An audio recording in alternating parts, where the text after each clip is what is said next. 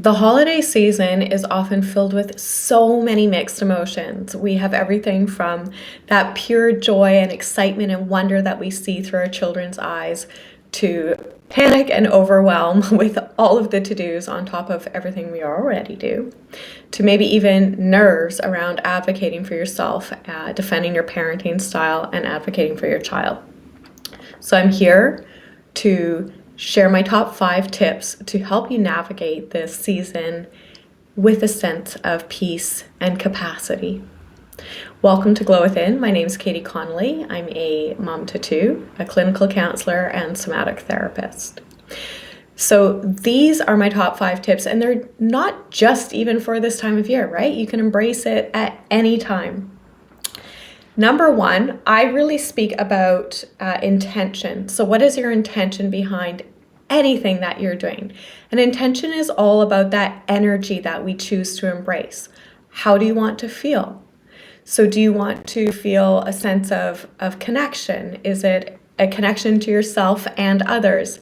Is it a sense of peace, grounded, strength, joy? What is it for you? And this can change day to day, but ultimately our intention is usually tied to a really core aspect of ourself and how we choose to live. So it influences everything from our parenting to our careers, etc. And we'll dive more into that next week. So set your intention for how you want to feel over this holiday season. What is that energy that you want to embrace? Things are going to come up. That's normal. That's completely natural. And I've shared that in many of the other episodes too. And I think it's really important, this is tip 2, to lean into our nervous system. So rather than fighting those sort of innate responses, fight, flight, that fawn or freeze, or some people call it a flop response, rather than fighting them, lean into them. So this might look like flight might be saying, no, I'm not going to your event, or saying it in a more polite way, but like, no, right? Like setting up a boundary for yourself because you don't have the capacity or it doesn't feel healthy for you. That's actually number 3.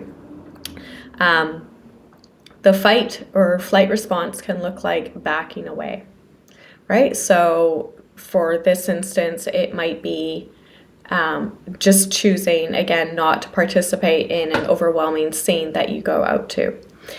You can show up, maybe if that feels good for you, but be okay with having a limit for how long you're going to be there. That's also a really powerful tool that I've discovered with many of my clients. Just setting that expectation around ourselves. And if we really enjoy being somewhere, great, we can go longer. But setting ourselves up for success is really, really important. And this goes for our children too.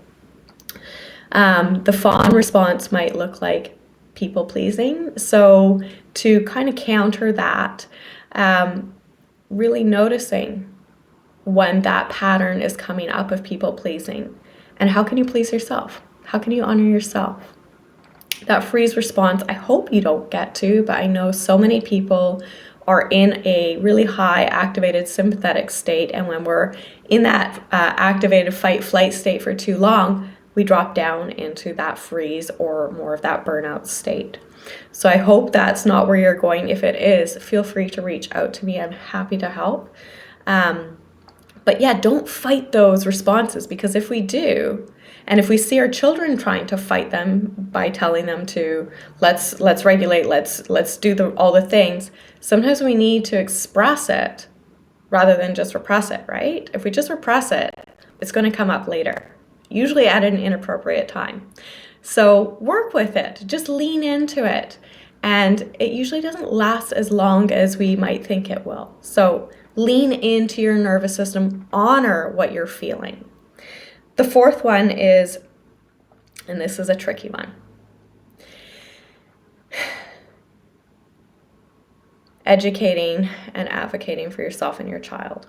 This one gets really tricky, particularly at family events and dinners. So many parents get questioned and told that they're parenting the wrong way, but you know what you're doing. You know why you're doing it. And if you have questions, ask for help. but you know your child best. So going into an event with the intention, again, to educate, understanding that not everyone is going to agree, everybody comes with their own lens for various reasons, but your intention being to educate and, of course, to again, honor yours or your child's nervous system is paramount, right? And that goes again back into that first one, your intention. So if you'd like some different ways as to how you can explore ADHD, autism, PDA with family, you can check out my blog. I've put it in the comments below.